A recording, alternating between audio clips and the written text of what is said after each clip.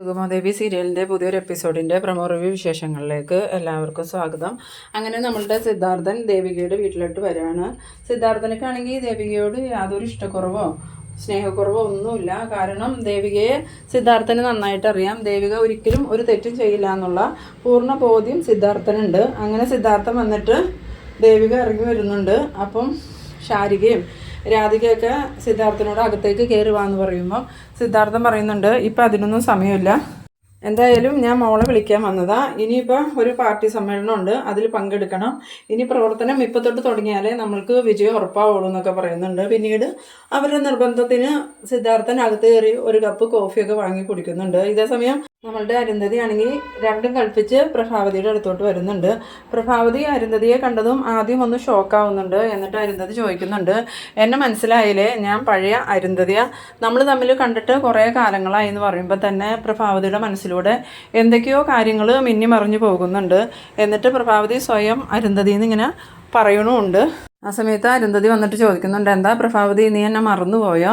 നിനക്ക് അറിയാത്ത കുറേ കാര്യങ്ങളുണ്ട്. ഇപ്പോൾ ദേവികയുടെയും നന്ദൻ്റെയും ബോസ് ഞാനാണ്, അത് അവർ പറഞ്ഞ് നിനക്ക് അറിയില്ലേന്ന് ചോദിക്കുമ്പം അവർ പറഞ്ഞിരുന്നു, പക്ഷെ അത് അരുന്ധതി അന്ന് എനിക്ക് അറിയില്ലായിരുന്നു. എന്തായാലും ഞാൻ തന്നെയാണ്. ആ സമയത്ത് പ്രഭാവതിക്ക് പല സംശയങ്ങളും വരുന്നുണ്ട്. കാരണം ഇപ്പോൾ കുറച്ച് ദിവസങ്ങളായിട്ട് ഈ ദേവികയും നന്ദനും തമ്മിലുള്ള പ്രശ്നങ്ങൾക്കൊക്കെ കാരണം ഈ അരുന്ധതി തന്നെയാണോ എന്നുള്ളൊരു സംശയം തോന്നിയിട്ട്, നീയാണോ ഇപ്പോൾ എൻ്റെ കുടുംബത്തെ ഇങ്ങനെ ഉപദ്രവിച്ചുകൊണ്ടിരിക്കണേന്ന് ചോദിക്കുമ്പം അരുന്ധതി പറയുന്നുണ്ട്, അതെ പ്രൊഫസർ പ്രഭാവതി എൻ്റെ കുടുംബത്തോട് ചെയ്ത ദ്രോഹമൊന്നും ഞാൻ ഒരിക്കലും മറക്കില്ല.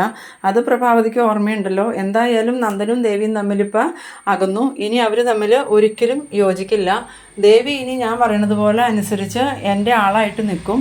അതോടുകൂടി പ്രഭാവതിയുടെയും സിദ്ധാർത്ഥൻ്റെയും കുടുംബം തകരുമെന്ന് പറയണം. അത് കേട്ടതും പ്രഭാവതി പറയുന്നുണ്ട്, നീ എന്തിനാ ഞങ്ങളിങ്ങനെ ദ്രോഹിക്കാൻ നടക്കണേന്ന്.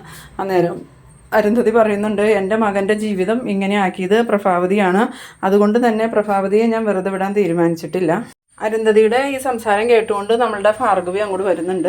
ഭാർഗവിക്ക് അരുന്ധതിയുടെ പെരുമാറ്റമൊക്കെ കാണുമ്പോൾ നല്ല ദേഷ്യം വന്നിട്ട് ഭാർഗവി അരുന്ധതിയോട് ചോദിക്കുന്നുണ്ട്, നിങ്ങളാരാ പ്രഭക്കുഞ്ഞിനെ ഇവിടെ വന്ന് വെല്ലുവിളിക്കാൻ? പ്രഭക്കുഞ്ഞിനെ നിങ്ങൾക്ക് അറിയില്ലേ, സിദ്ധാർത്ഥൻ സാറിൻ്റെ ഭാര്യയാണ്. മുൻ MLA സിദ്ധാർത്ഥൻ ചന്ദ്രോത്തിൻ്റെ വീട്ടിൽ വന്ന് ഇവരെ വെല്ലുവിളിക്കാൻ മാത്രം എന്ത് ധൈര്യം നിങ്ങൾക്കുള്ളതെന്ന് ചോദിക്കുന്നു. ആ സമയത്ത് ഭാർഗവിയോട് അരുന്ധതി ചോദിക്കുന്നുണ്ട്, നിങ്ങളാരാ അത് ചോദിക്കാമെന്ന്. അന്നേരം പ്രഭാവതി പറയുന്നുണ്ട്, ഭാർഗവി ഞങ്ങളുടെ വീട്ടിലെ ജോലിക്കാരിയാണെങ്കിലും എൻ്റെ കുടുംബത്തിലെ ഒരു അംഗത്തെ പോലെ ഞാൻ കണ്ടിരിക്കുന്നത്, അതുകൊണ്ട് തന്നെ എൻ്റെ കുടുംബത്തിലെ എല്ലാ കാര്യത്തിലും ഇടപെടാനുള്ള അവകാശവും അധികാരവും ഭാർഗവിക്കുണ്ട്. അതെന്തോ ആയിക്കോട്ടെ, അതൊന്നും എൻ്റെ വിഷയമല്ല. എൻ്റെ അടുത്ത് എന്തെങ്കിലും പറഞ്ഞാൽ അതിന് തക്കതായ മറുപടി ഞാൻ പറയും. അതുമാത്രമല്ല, പ്രഭാവതി എനിക്ക് എന്തൊക്കെ നഷ്ടപ്പെടുത്തിയോ അതെല്ലാം പ്രഭാവതിയുടെ ജീവിതത്തിൽ നഷ്ടപ്പെടുത്താൻ വേണ്ടിയിട്ട് തന്നെയാണ് ഞാൻ വന്നതെന്ന്. പിന്നീട് കാണിക്കുന്നത് പത്രസമ്മേളനമാണ്. പത്രസമ്മേളനത്തിൽ ദേവിക പറയുന്നുണ്ട്, ഇതുവരെ രാഷ്ട്രീയത്തിലേക്ക് ഇറങ്ങുന്നതിനെക്കുറിച്ച് ഞാൻ ആലോചിച്ചിട്ടുണ്ടായിരുന്നില്ല. എന്തായാലും നിങ്ങളുടെ എല്ലാവരുടെയും പൂർണ്ണമായ പിന്തുണ എനിക്ക് വേണം, ഇല്ലെങ്കിൽ എനിക്ക് ഇതിൽ തുടരാനോ മുന്നോട്ട് പോകാനോ പറ്റില്ല.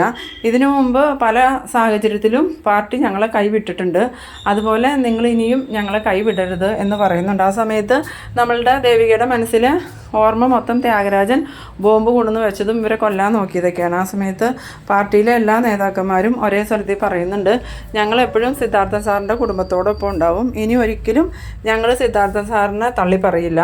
അതുപോലെ തന്നെ ദേവിക വിജയിച്ച് കയറി വരേണ്ടത് ഞങ്ങളുടെ ഒരു ആവശ്യം കൂടിയാണ്, അതുകൊണ്ട് ദേവികയ്ക്ക് ഞങ്ങളുടെ എല്ലാ പിന്തുണയും ഉണ്ടാവും എന്ന് പറയുന്നു. അങ്ങനെ നമ്മളുടെ ദേവിക പത്രസമ്മേളനമൊക്കെ നടത്തുന്നുണ്ട്. ഇതേസമയം നന്ദനാണെങ്കിൽ TV-യിൽ ദേവികയുടെ പത്രസമ്മേളനം കണ്ടിട്ട് ഒട്ടും ഇഷ്ടപ്പെടണമില്ല. കാരണം ദേവിക നന്ദനെ വിളിച്ച് പറഞ്ഞിരുന്നു പത്രസമ്മേളനത്തിന് പോവാണ്, നന്ദൻ്റെ ഒരു അനുഗ്രഹമൊക്കെ വേണമെന്ന്. ആ സമയത്ത് നന്ദൻ അത്ര ഇഷ്ടമല്ലാത്ത രീതിയിൽ ദേവികയെ അനുഗ്രഹിക്കുകയും ചെയ്തിട്ടുണ്ടായിരുന്നു. ഇനിയിപ്പം എന്തായാലും ദേവിക പാർട്ടി പ്രവർത്തനമായിട്ട് മുന്നോട്ട് പോകും. അരുന്ധതിയാണെങ്കിൽ ദേവികയെ വിജയിപ്പിക്കണം എന്നുള്ള ഉറച്ച തീരുമാനത്തിലാണ്. അത് എന്തൊക്കെയോ കാര്യങ്ങൾ ലക്ഷ്യം വെച്ചുകൊണ്ട് തന്നെയാണ്. പ്രഭാവതിയും അരുന്ധതിയും തമ്മിൽ എന്തൊക്കെയോ പ്രശ്നങ്ങൾ നടന്നിട്ടുണ്ട്. അതൊന്നും ഈ എപ്പിസോഡിൽ കാണിക്കുന്നില്ല. ഇനി തുടർന്ന് വരുന്ന എപ്പിസോഡുകളിലാണ് അത് ഡീറ്റെയിൽ ആയിട്ട് കാണിക്കുന്നത്. അപ്പോൾ നിങ്ങളെൻ്റെ വീഡിയോ ആദ്യമായി കാണുന്നവരാണെങ്കിൽ ചാനലൊന്ന് സബ്സ്ക്രൈബ് ചെയ്യാനും ലൈക്ക് ചെയ്യാനും മറക്കരുത്.